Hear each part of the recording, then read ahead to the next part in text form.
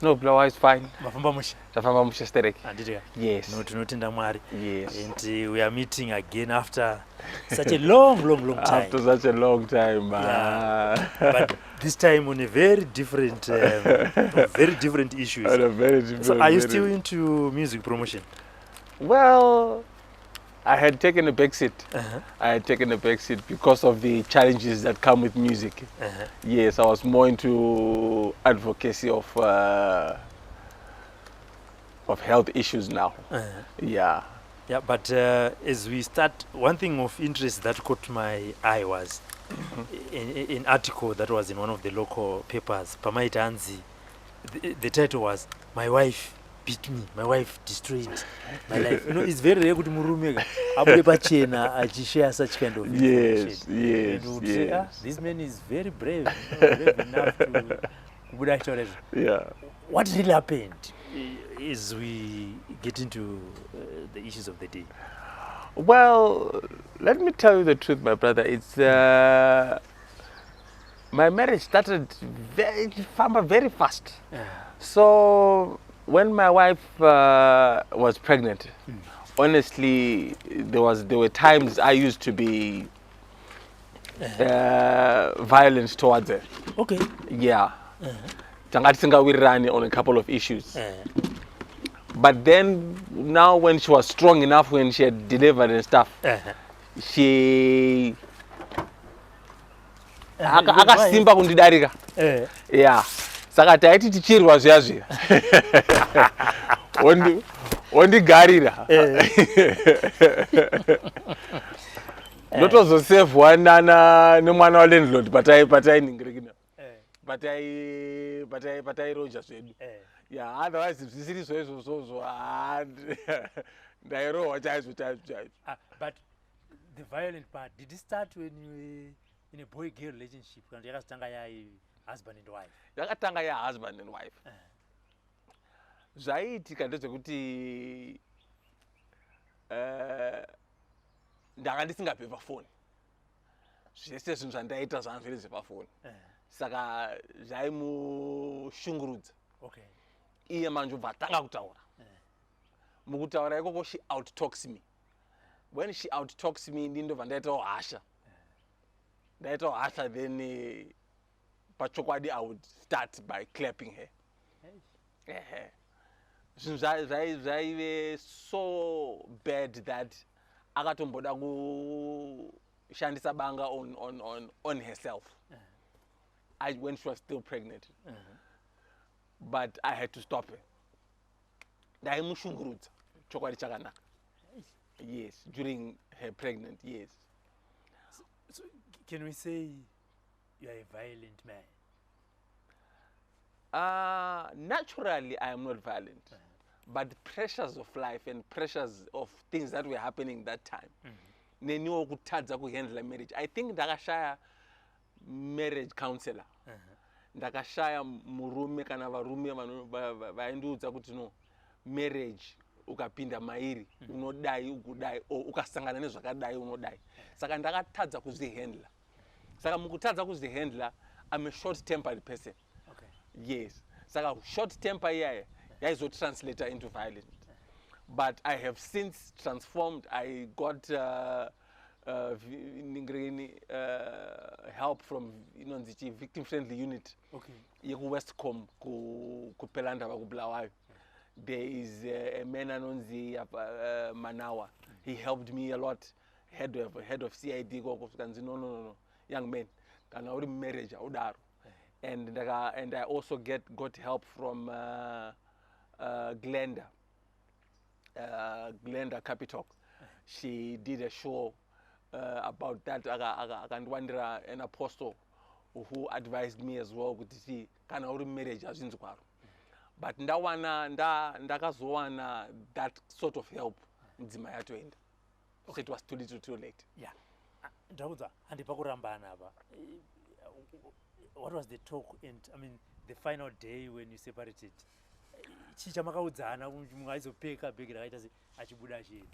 We had a meeting. The two of you. myself, herself, my mom and her mom. Oh, okay, yes. Zvanga zvaitika ndezvekuti angabata machats pafoni ndaive kuchikoro saka one of my schoolmates anga andisendera ma semi nude pictures zvikabuda akazvibata iye apa aenda nazvo ku B metro. Now akabva akumbirwa kunzi no chiudza munhu wawaendesa kuti asazvipublish, but it was already too late. Ndava ndabvunzwa mubvunzo manje inini kunzi now that zvinhu zvadai, what do you want? Ndabva ndati I want some space. Saka zvakabva zvamubhowa futi kuti munhu uyu nekunditadzira kwaakundiita he's not remorseful, akundita he wants some space. Saka ndisipo ndiri kutown abva uya abva kukura zvinhu zvose mbedha chichi zvinhu zvese zvatanda accumulator ndokuzvitora ndokuenda chakangondisira chete ihembe dzangu. Saka it was not something that we said look zvaramba let's part. She was just offended by the fact that ndamutadzira by being unfaithful. Ndakuvhunzwa manje nevakuru kuti uyo uda way forward deep ndabva ndati I need some space. Saka the way akainterpreta I need some space yo akabata rekanibva ndatosiyana naye, but ndandisingarevi kuti ndikuda kurambana naye. Yes. So looking back, do you have any regrets? I regret being violent towards her. Akazvitakura. Nyangwe wakatsamwa sei semurume. You should not put a hand on a woman. My mom is a woman. My sister is a woman. My daughter is a woman. Saka andingadiwo kuti vange vari ma violent relationships. Zvekuti when I look back now, I really regret. I wrote a script yekuti at the end it came back to it's my own script and it's a script that is bad for my life. Today I am not married. I'm married on paper, but I don't have a wife now. I don't have a companion because of the bad things that I did towards her, especially when she was pregnant. I regret that a lot. So, did you ever find time to say to her, I am sorry? Honestly, not yet. We have been going back and forth trying for me to get access of the baby. There are issues that are still being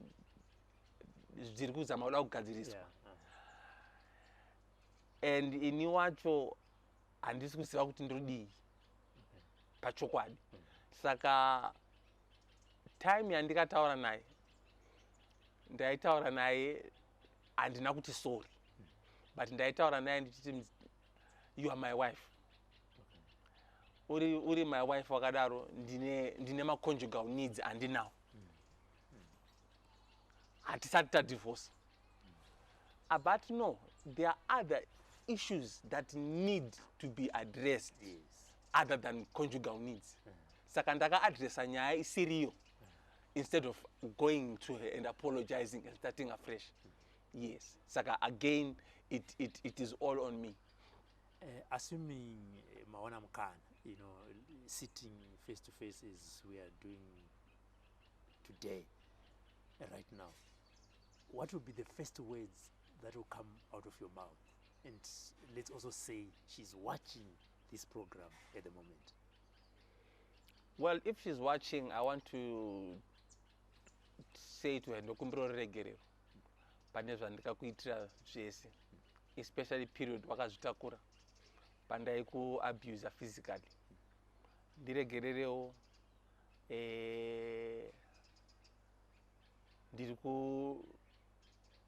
ndiri kunzwa a lot of regret and handizivi kuti ndingadii kuti ndiite turn back the hands of time ndigadzirise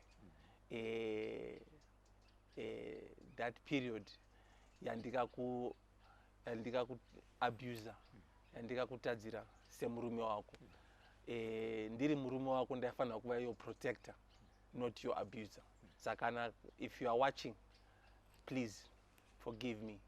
Ndiregerereo pane zvese zvandakutadzira. And now let's come to the condition, your health condition, which is very rare. How and when did you discover it's abnormal? Ndine condition yandikabarwa ndinayo. Okay. Then ndoita condition yandikadiagnoswa muna 2020. Saka I don't know to address ipi. Let's briefly start on the condition yamakabarwa minayo so that at least people can have an insight of the tongai that we're talking to. All right. Condition yandikabarwa ndinayo inonzi imperforate anus. Panzira inoenda kutoilet ini ndakabarwa ndisina buri. Paitove pari blank. Saka after between the bums. Yes. Pakavara. Pastor Nachun. Yes. Yes. And they discovered it. They discovered it after 2 days. Hands in the my veins, they were now turning green. I was light when I was born. Saka back then, in 1985, Kumpilo Hospital Kubulawayo. Kwangu sati kwani ma specialist. Yes. Saka kwakawinzwa Dr. Fleming all the way from Salisbury, Harare. Kuti azondiita inonzi colostomy.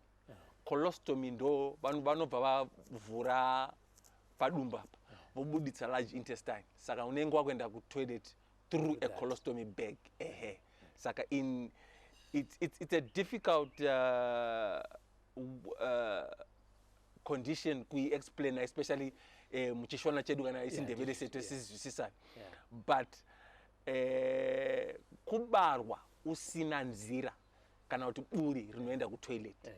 Vamwe vese vanobarwa zviri normal vane inonzi sphincter muscle. Inini handina sphincter muscle iyoyo nokuti rangu buri rakaitwa kugadzirwa nehuman being not naMwari. Saka as a result handina control kana tsvina yakuda kubuda. So let's say pakauya Dr. Fleming vakasvika here vakasvika buri paside pe vachiburitsa intestine kuti vakabora buri kwarinofanira kunge riri chaipo. No, kwekutanga because I was still too young, nguri mchechecheche, haungaitwi operation yokuti vacreate buri chako kwanofanira kunge riri. Saka first step kugadzira nzira yekuti unge uchi-excreta, unge uchibuditsa tsvina musystem through that colostomy bag. Saka first step vese vana vanobarwa necondition yandakabarwa ndinayo kugadzira inonzi colostomy. Yes. Saka munovanzira pastage at what age yamunozodzokera ku hospital so that they can now do that? From what I learned from my parents is my doctors ganaona kuti wati simbei mbichana at 2 months 3 months kuti uchiita surgery ndo pavanobva kuita surgery. Saka ndakagara for about I think 3 to 6 months if not more ndichingoenda through that kuchitengwa ma colostomy bag kuchichinjwa ma colostomy bag and zvinongoyerekana zvabuda. Saka during that time ma colostomy bag yawo ainga asingawanikwi, aita akawanikwa aidhura zvisingaiti. Saka it was a very difficult moment for my parents. I can imagine the stress that they went through with me kukura kwandaita in the 80s with that condition. But of course now ne technology ne research zvave nani. But to answer your question, ndakagara for about 3 months ndisati ndagadzirwa buri, and pandakagadzirwa buri rekutanga it was unsuccessful, ndikaitwa rimwe. So how did you manage, you are now a young boy playing with your peers, going to primary and high school? How did you manage with that condition? Hey, kana ndichirangarira, I was a very reserved young man, young boy ku primary, because ndaiva neinonzi incontinence. Incontinence ndeyekuti waenda ku toilet paya zvasaririra. Saka kana zvasaririra zvinongobuda zvega. zvabuda zvega wakunhuhwa. Yes. Saka ndaive mukomana ainga ngonhuhwa. Sometimes ichidzorerwa kumba class. Mwana wenyu ane diarrhea. Chimbomutorai zvisinga it was a condition yanga isina kujairika isingazikanwi. Even kuexplaina kuma teacher they would not understand it. Saka even kumba chaiko I remember ndanga ndisingairi kutamba nevamwe nekuda kwaizvozvo. Ndaingonzi ndikapinda mba enda kutoilet. Ndikapinda mba enda kutoilet. Enda kutoilet kuti zvibude. Saka my primary level ndichiita think back was difficult because ndaizviitira tsvina. Yes. Ndichiedza hangu kuenda kutoilet nekudii because nekuda kwokuti ndati buriri riri artificial ka. Harina muscle ino open up.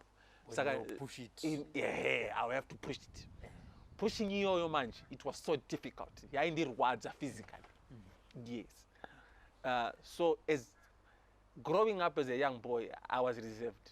Not that I'm a reserved person, but the condition that I was born with forced me to be an introvert, and yet I'm an extrovert. That's the first condition. The second one. The second one, manje, chandichiri kuresearcha ndechekuti the second one yakakozwa here first one. I was a moody boy. Ndaipinda mamoods anga asingaiti. Ndichiignore vanhu kumba, ndichiswera day rose ndiri moody. You know, so it was difficult again for my mother. Kuti mwana uyu anogara ari moody. Inini moody uya waiitwa nekuti ndaifrustratedwa nekuti ndikuzviitira tsvina why. As a result ndova moody. Kuva moody kuya kuaffecta my immediate family. Come 2004 ndati kurei ndabva ndaita psychosis kana kuti psychotic zvatinoti kupenga kana kurwara nepfungwa. I remember I had traveled from Bulawayo to Harare in search of a young man angari presenter wepa Tinsin. Ndanda emailana naye kuti ndiite zvemusic. I'm passionate about music. Ndabva ndafasta 3 days and 3 nights ndiri mufana mudiki because takakura in church and we have strong Christian values. Ndikati regai ndiende kuHarare for my big break in music. That was 2004. Ndasvika kuHarare kuya. I think ndagara 2 days rechi3 ndabva ndatanga kurwara nepfungwa. Saka humudi uya waka nekugara une stress nekugara uchizvibvunza imwe mibvunzo. It culminated into a psychotic stage. And my mom had to travel all the way from Gaborone. She's a teacher by profession, retired now. Why I talk about my mom all the time is my dad passed away ndiri mudiki. Saka ndakakura ndina mai. Saka mai ndo vaikatakura mutoro uyu. And I was admitted ku Ingucheni Central Hospital. That was 12 June 2004. I got psychotic. Ndikagara 2 weeks ndiri under treatment. Pane imwe treatment yaunopiwa yekuti inokukama down, inokurarisa. I've forgotten the scientific name for it. After that 2 weeks, my mom decided kuti ipapo ndaita A level. Ndisaka ndaafecta futi A level yacho. Instead of kunyora A level, ndanda kurwara nepfungwa. Nda-admitted mu Ingucheni Central Hospital. So the whole family had to now move to Botswana because inini ndindaive responsible kumba. Ndindaiti kana mama wari kuBotswana vaitumira mari anda inini ndopa mari yamaid ndotenga chikafu kumba neti ndiri a responsible firstborn. But responsible firstborn uya all of a sudden arwara nepfungwa. Saka it was a blow to my mom. It was a blow to the family. Yes. Saka that's the second condition. But ipapo mna 2004 andina kuidiagnose. ndakazorelapsa from 2004 to 2020 ndaroora pressure iya yekutadza kumanager marriage ndaroora pai. I think it was the 31st of December 2020. Zvinhu zvakawanda zvandafekta chichi ndiri munhu asingakwanisi I think kuhandla stress kana kuhandla zvinhu zvinozi ita izvi. I think I can't multitask. Ndika multitask ndino relapse.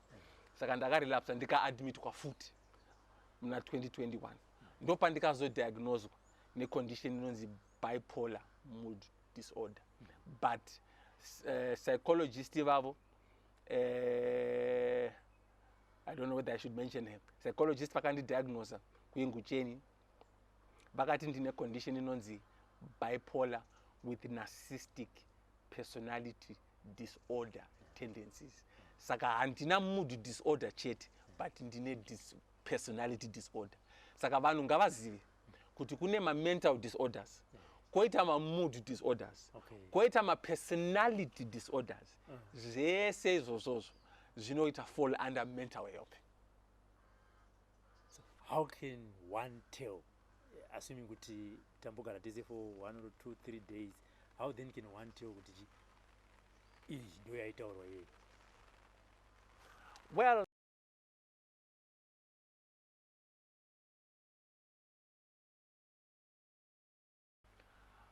Well, that would need professionals. Okay. That would need psychologists to what's the word? Kuti vakuongorore. Ma disorders acho akati one day. Okay. But zviri kunzi iri kuaffecta vanhu vakawanda, especially vana vechidiki, youth muZimbabwe. Depression. Clinical depression is a type of a mental disorder. But mood disorders nema personality disorders anotoda professionals akatrainwa kuti vakuudze kuti yako iyi personality disorder, iwewe yako iyi mood disorder, iwewe yako iyi ndechakati. It would need a professional kuti akuongorore. Inini ndakaongororwa ndikaonzwa kuti une mood disorder ne personality disorder, bipolar with narcissistic personality disorder. Saka you can't tell as a layman kuti ichi ndechakati. But of course we have the internet, we have Google now. You can find out on your own kuti ma personality disorders mangani, ma mood disorders mangani, ma mental disorders mangani, and ma symptoms nema signs akaita sei. Inini ndakanzi ndiri narcissistic because I'm controlling. Handidi kuudzwa zvekuita. Ndinoda kuudza. I want to ndine personality yakuti I want to be in control. I want to tell people what to do. I'm not good at taking orders, but I'm good at giving orders.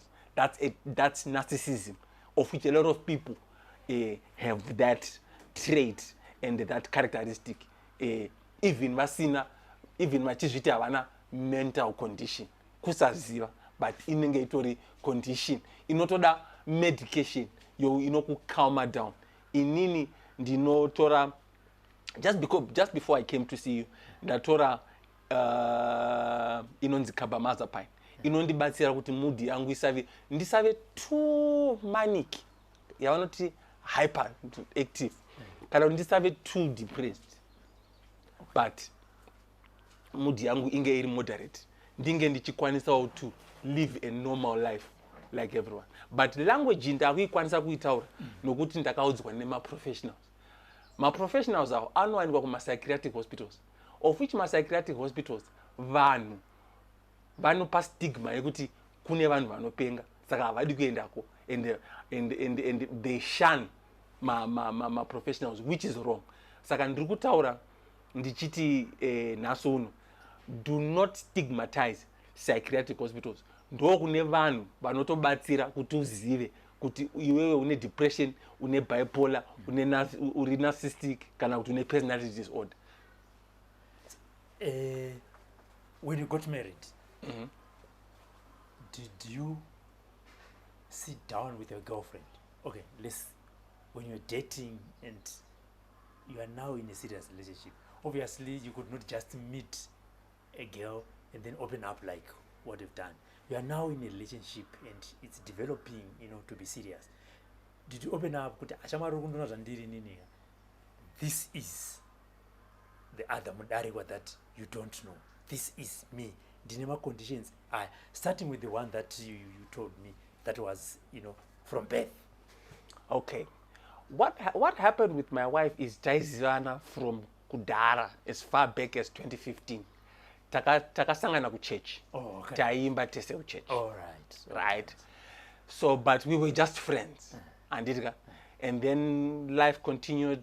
Iya kaenda ku South Africa, indikaenda ku Botswana, tikatanga kutaura pa Facebook, but we were not dating. Okay. Then come 2020, tabatadzokera futi same church. Then March 2020, I called Henry to South Africa. Ndikati ndadecide kuti ndichiroora. Saka kudanana kana kuti courtship, honestly, in my relationship yanga isipo, because ndakangoti unarcissistic uyawe wekuda kutonga uyawe. Ndakangomufonera ndikati ndakamudza ndisanaenda ku South Africa ndikati ndadecide kuti ndiroore and munhu andoda kuroora ndiwe. Yeah. Saka ndichaenda ku South, ndabva ku South ndichatanga kuziprocess, and that's what I did. Ndabva ku South March, April, May, 2 months. Ndauya ndatoenda kuna mfundisi ndoda kuroora. Ndoda kuroora. Are you serious? Ndoda kuroora. Saka mukadzi wangu aigara nawe ipapo. Ndoda kuroora mwana wenyu. Are you serious? And saka to answer you, condition yaiziva from church, because ku church ndakazvimenshena kuti ndine condition ye imperforate anus. But mental health, it came as a surprise pandikarwara musi wa 31 December 2020. And she was in denial about it. Kuti murume wangu is a psychiatric patient. Zvakamutorera nguva kuzviaccept. And handizivi paari izvezvi kuti akazviaccepta here. Pane word ratinowanzotaura muchishona chedu yekuti chiremerera. Ukaita a psychiatric patient, chokwadi mukoma wangu hauna chausisina chiremerera. Yes, that's true. Nokuti wakunzi uyu musaiki. Zvese zvawaita uyu musaiki. Saka it affected my marriage. And inini ndakaita mistake sezvamavhunza kuti handina kugara pasi kuti ndimudze kuti shamwari ini ndakamira so ndakamborwara muna 2004 and ndine depressive issues akadai. We never had that conversation. Iye aingoziva chete kuti nezve imperforate anus, but zve mental condition angasingazivi, because mental condition ndakaita 2004 ndikamwa mapirizi 2005 2006 ndabva ndasiya. From 2006 handina kuzomwa mapirizi aye, but ndaingova kuva mudi ndaingogara ndakadaro. Then ndabva ndarelapsa ndaroora. Yes, musi wa 31 December 2020. Saka zvakauya as a surprise kwaari.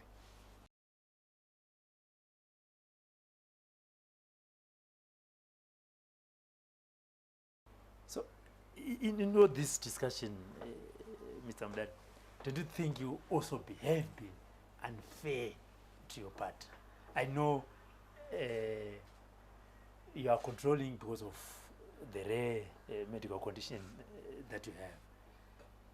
But by not disclosing to her at that point, in as much as, marriage arrangement was so fast, don't you think you were also unfair to her, not telling you that? I know that to a certain extent, the condition yakadai, you could I become mood either high or low.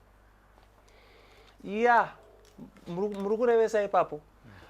It was unfair, not just for her, but for me as well, because ndakuzudza kuti right. Okay. munoona condition yakaita seBP, diabetes, hapana paunorega mapiritsi ozudza kuti alright. Yeah.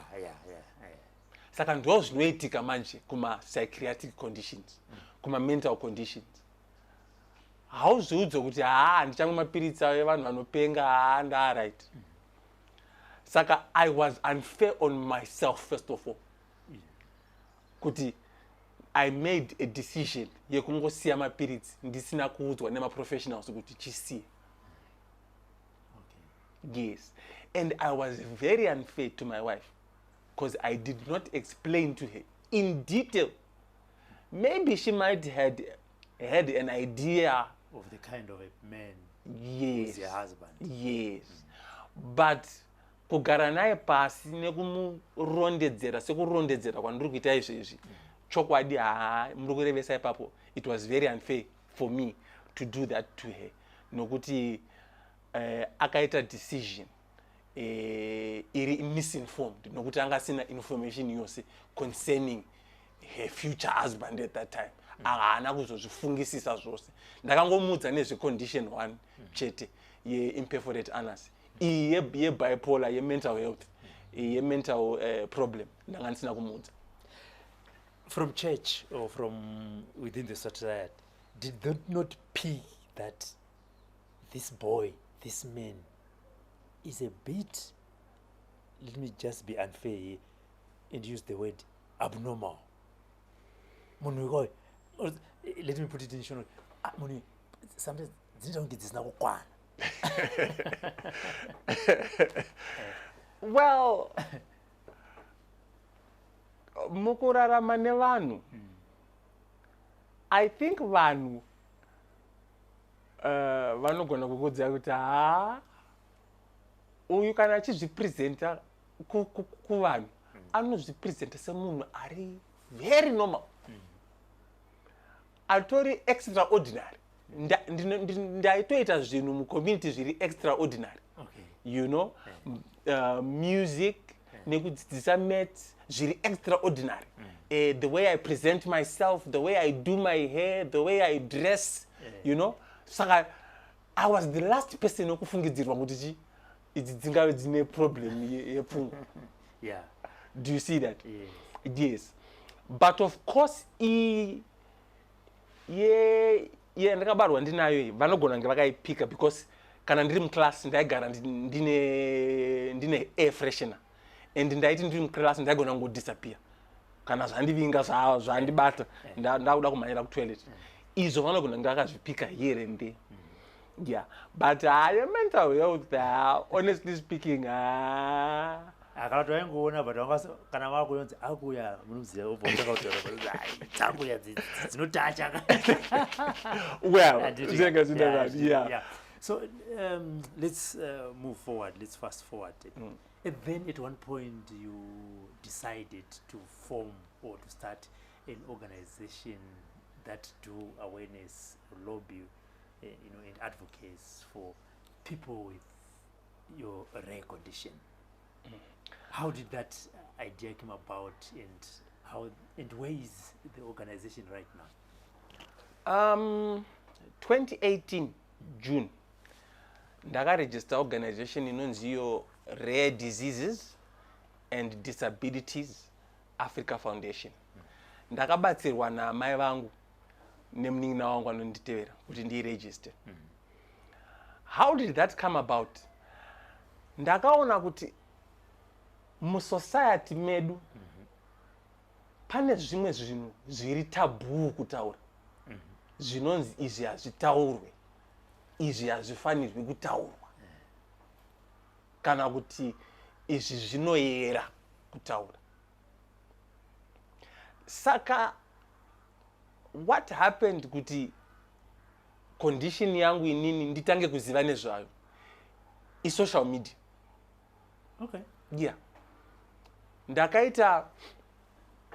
Ndakasangana nemurume akabarwa nesame condition ari based kuAustralia anonzi Craig Ryan.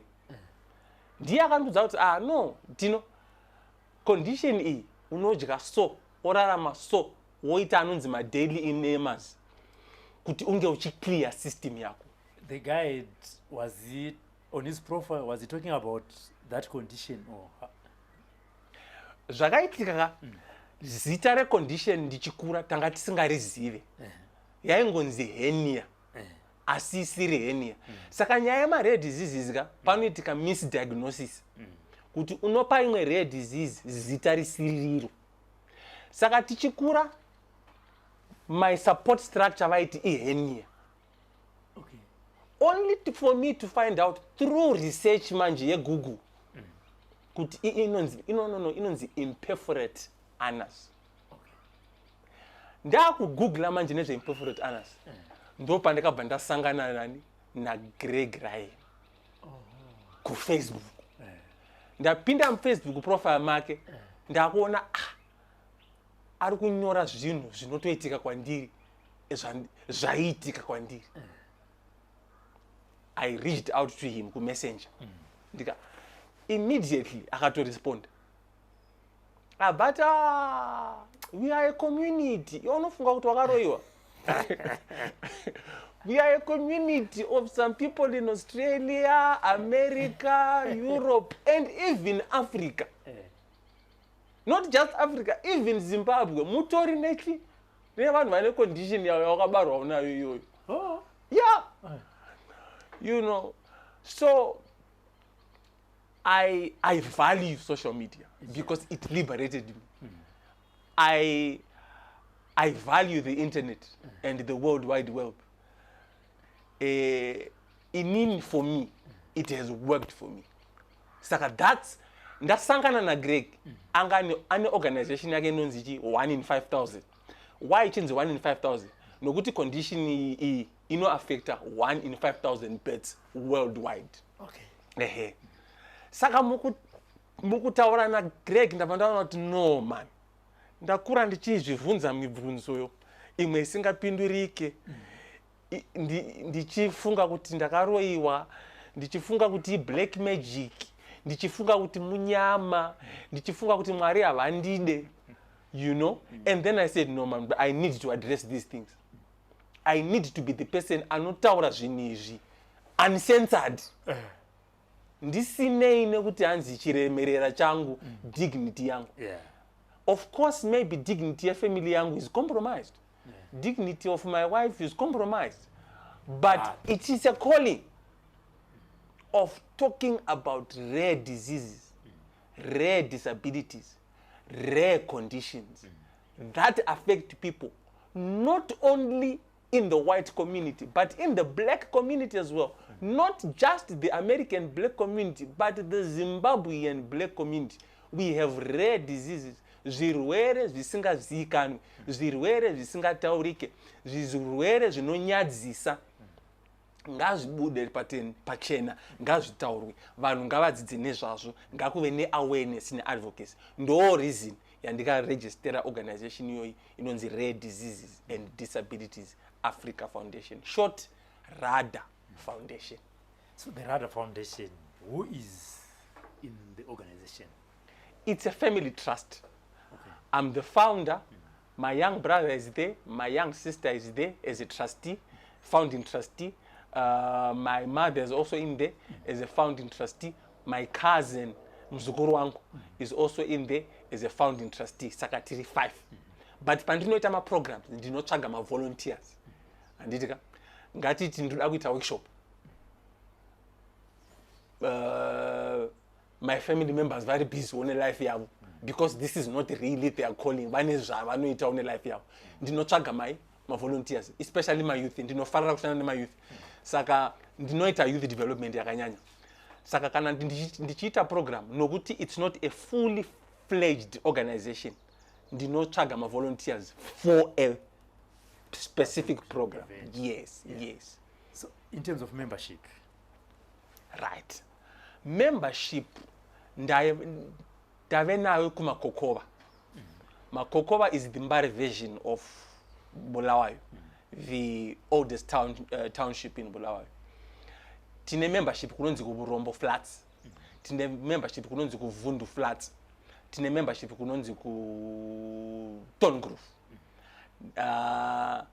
Ndo kune vanhu vanoziva vakambobatwa kana kuti we made a difference in their lives in the time yatave ne funding. I think between 2018 and 2020, before affected on the COVID by, we did a lot of programs in those places that I mentioned, and the RADA Foundation touched those people in a magnificent manner.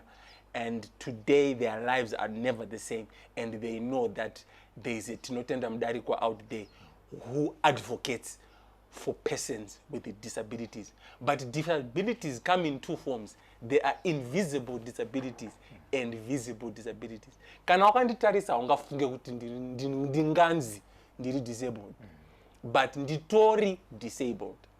And kuzvitaura kunoita kunge uri kudada nezvazvo. Kusiri kudada, but kuri kuti vedwe ngatitaurei nezvama invisible disabilities zvinge zviri pachena. Usanzwe kunge uri kubviswa chiremerera nekuda kuti you are coming out and speaking the truth about your rare condition, about your invisible condition. Saka ndo reason yandikafomera organization iyoyi RADA Foundation.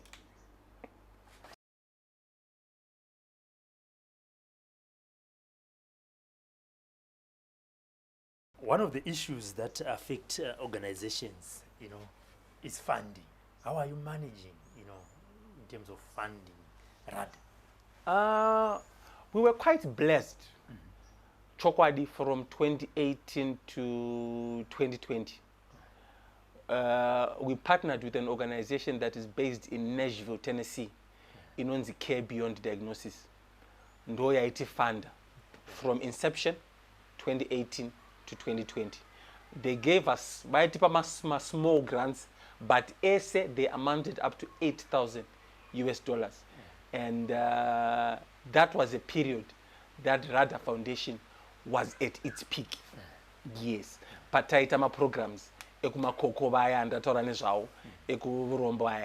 because of that partnership, Care Beyond Diagnosis. But December 2020, particularly our last event, Care Beyond Diagnosis, relationship yedu ya perera pano, because funding we are at a period. But now from 2020 pakaitika nepakazoitika COVID, things went down. Takabuda mu office ataiwa ma programs akatanga kusaitwa, zvinhu zvikatanga kungonetsa. Pakazouya drama remarriage yangu zvikaita worse. 2021 ndikapinda mu depression because of that. 2022 nothing. 2023 honestly hapana zvatikaita zvakawanda. Saka 2021 to 2023 because of nyaya yefunding yamataura iyoyo hapana zvatikaita. But what I want to do now for 2024 is to say, let's come up with my fundraising activities so that tisangomirira funding ngaitiwane tiri active. Saka ndine ma programs akati kuti andiri kuplana for 2024. I remember ndataura kuti inini problem yangu yaive yekuzviitira handitika. Saka ndichange ndichitengesa diapers evanhu vakuru. Ndichange ndichitengesa anonzi pull-up pants evanhu vakuru. Pull-up pants anoshandiswa futi nemadzimai overflowa panguva yavo. Ndichange ndichidzidzisa maths O level, extra lessons, private lessons. Ndo zvinhu zvandinogona chaizvo izvozvo. Ndichange ndichiita t-shirts, t-shirts cotton, 100% cotton, golf t-shirts. Totengesera vanhu. Tichange tichitengesa online. Tichange tichitengesa. Why? Toda kuraise funds ekuti tisagari tisingaite anything nokuti hanzi hapana donor. Nokuti madonors zveshua vawandirwa. and kuti uwane donor it's a mammoth task. It's a mountain to climb. Saka kuti organization inge iri alive isafe ngati ite come up with my fundraising activities. On that, you've not mentioned the coming in of government. Have you ever tried to approach them probably through the Department of Social Welfare or any other, or probably the Ministry of Health, in terms of probably funding and your activities?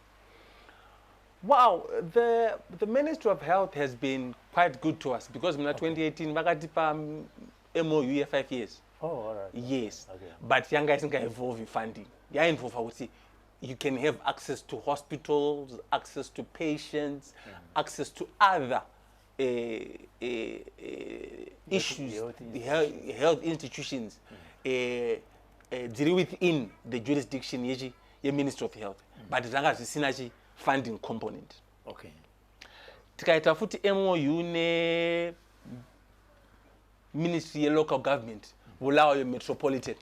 Zikanzi itaima programs amboda kuita mu Bulawayo Metropolitan. Ekudi awareness, advocacy. Again, anga asina futichi funding component. Saka, that was during the time the government also was fighting COVID. You know? Yeah. Saka, you couldn't really do much. And we didn't expect to approach the Ministry of Health and ask for funding. Iwavachiriwisa COVID. Wakura manje. Yes. Wamukomana wako nyazoziya kuti no. Ndikurwara. Marwarira akasiyana nevamwe. Ati ipfungwa dzako idzi. Hakuna mbodzifambire kana uchitaura. Hakuna kudzifambire nemudaro kuti ai ndofunga ndakaroiwa ini ndidzidza kuti pane madzimai kana kuti madzibaba anzani mbira andikuna sekuru. Hakuna kudzifambire. Be honest. Yeah, ndakura. I'm 38 years old now.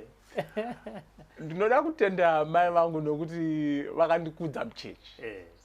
Saka from dream fana till now we believe in Jesus Christ.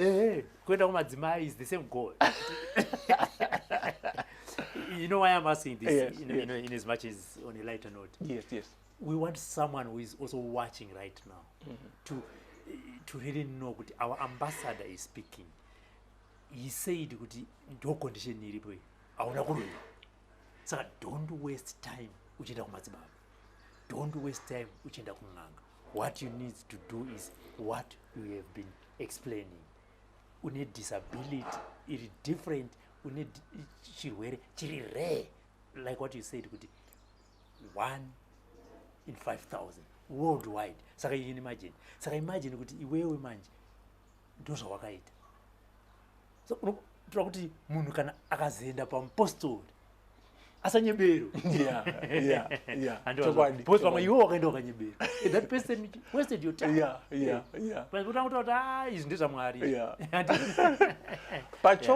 Pachokwadi mukoma wangu kunganga handina kusvika. Asi. Yes. Ipapo. Zvainzi zvichingotaurika nekungonzwa. Yes. Handitika mukukura zvainzi mai vanenge vakaroiwa kana kuti mai vanenge vakanhongwa tsoka. Zvainzi mai vako. Handiti. Saka izvozvo ndakakura ndichizvinzwa zvekuroiwa. But mama vaiti isusu tinoenda kuna Mwari. Isusu tinobelieve. Saka hatina kumboda kufollow up zvekufambira kun'anga. Kusvika nhasi ndikure ndapa ndiri izvezvi. Handiti. Tine yatinoti ATR muZimbabwe. Handiti. Ndinovateerera pavanotaura. Handidi kuti handivabelieve. And handidi kuva, I don't want to paint them black. Vanobelieve muchitendero chechivanhu. You can do that. Andika?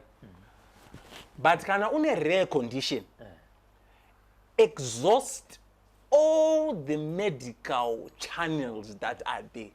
Shika nekuna neurologist. Munhu anotarisa kuti brain yako inofunctiona sei, nerves ako anocommunicata nebrain here. Shika kuna urologist. Shika kuma professionals. Ose. Yes, uchiita ATR yako, but exhaust all the medical channels. Inini ndinobhilivha muma prophets. Okay. Kana kuti ndaibhilivha muma prophets. I don't want to be controversial, but ndaibhilivha. Mudzimai wangu ndakasangana naye ku one of the prominent prophets in the country. But solution yangu andina kuiwana kuna prophet. Solution yangu ndakaiwana pa social media. So, not looking at the church that you attend or you grow up, attending, praise and worshiping. I've done interviews with people living positively with HIV. One thing that they've told me is, good church, kuna discrimination. Once vangoziva kuti uri HIV positive, vamwe vacho, probably because of lack of knowledge, avatomboda kana kugara padhuze neyo. Anenge achiti inini ndinge ndichiti ku church is where I can find love, peace, and harmony. But ndinongochinaza kuti vana vaka avandida, asi vari kushaya kuti voita sei. How has been your situation, growing up to now? Muri kurevesa ku church kune discrimination ye disability yakanyanya. But engo yandinoda kuya nayo ndeiyi manje. Munhu akaenda ari pa wheelchair ku church. First thing vanhu veku churches vanoda kuita, especially these prophetic churches, vanoda kuti stand up and walk in Jesus' name. Hatirambi kuti Mwari vane simba rekuzviita. But munhu ari pa wheelchair uyu angouyawo kuti anzwe shoko aende kumba akazvigamuchira zvari. Tine vanhu vane albinism. Pane vamwe mukombi vasingatodi kugara nemunhu ane albinism. Vanoti hanzi zvinotapukira. Hanzi munhu kana akazvitakura akagara pa next nemunhu ane disability zviri contagious. What kind of nonsense is that? Discrimination iri pachena kudaro in 2024. How can we have a learned country like Zimbabwe still having people discriminating against people with albinism, people on wheelchairs, people with white canes?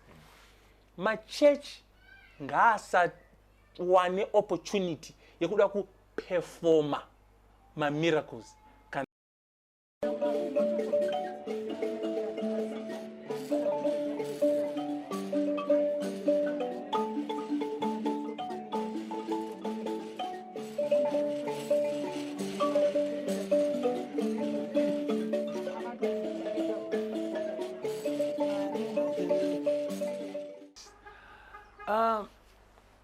Zimbabwe is a Christian nation. I don't know the percentage now, is it plus 80% or plus 90% Christian? But we have churches that that still discriminate, but they do it probably unconsciously. When you see a person with a disability coming into your church, it's not an opportunity for you to perform a miracle. Yeah, yes. With that person. If you want to try to pray for that person, confide in them first. Taura navo one-on-one. Kuti ndikuda kuzotuzoya ku office kwangu ndizokunamatira condition yako. Kwete kuti achipinda mchechi wakutoda kutoperforma, wakutoda kutoti maasha muunganire, ngaasimuke, ngaabve pawheelchair. Vanhu vakawanda vane madisabilities havasi kuenda kuchechi nekuda kweizvozvo. Discrimination yakanyanya. And inini zvandabuda pachena kudai so, nyaya yechiremerera futi zvinonzi dignity muchechi. Ava brother ava havana dignity, ava mai ava havana dignity. Mumwe izvezvi anotofunga kuti conversation yandikuita nemi iyoyi iri demonic. Believe it or not, pane mumwe munhu ari kutozviona zvatiri kuita izvizvi, ari kuona video iri, ari kutofunga kuti kutaura pachena, kubuda pachena nezvemaconditions awawo, it's demonic.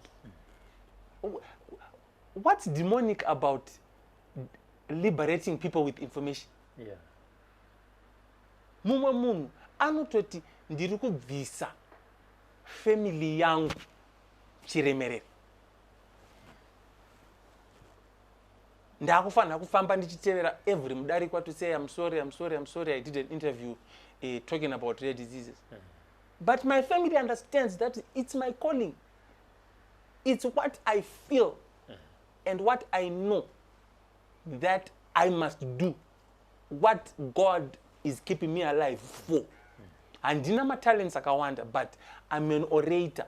I speak, and I have an organization that advocates for persons with rare diseases and disabilities. Saka ndakubvisa chiremerera papi.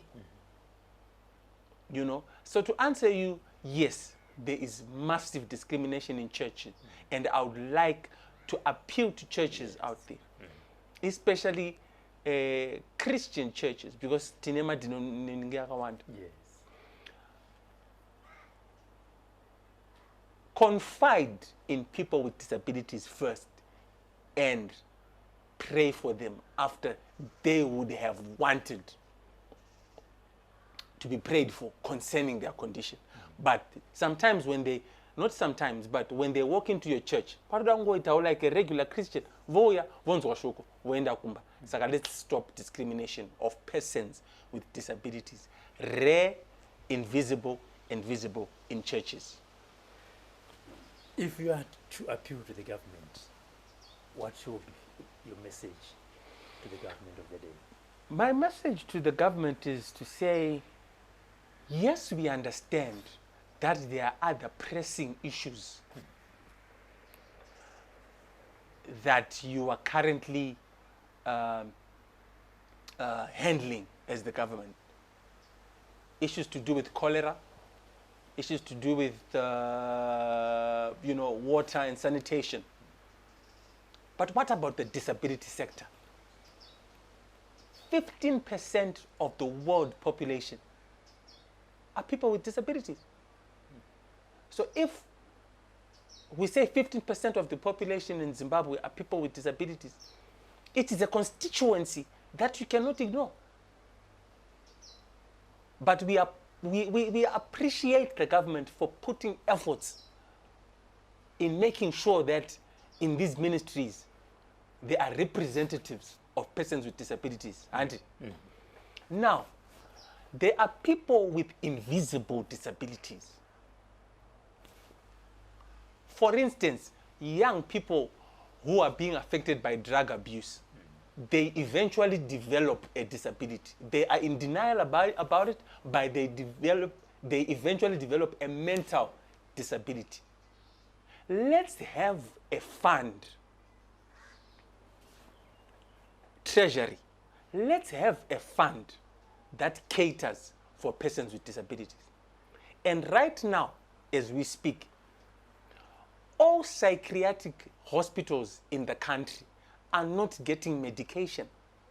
We are buying medication. This medication is very expensive. I personally have to part with $25 to $30 per month to get my medication. Thank God I have a mother. Thank God I have a young brother. Thank God I have a young sister that comes together and buys for me this medication. What more of an epileptic person? What more of a mother out there who doesn't work? What more of a parent who is a vendor? Can they afford $30 per month?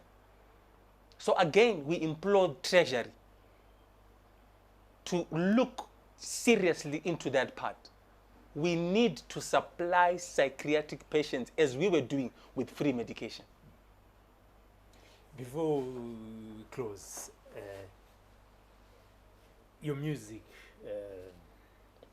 other side, how far have you gone? I remember at one point you were managing great men, you know, and obviously you parted ways, and you've also passion into music. What have you done with your passion so far, or what are you doing at the moment? Have you put it aside? Are you still into it, or what? Music for me is a therapy. And I can never put it aside.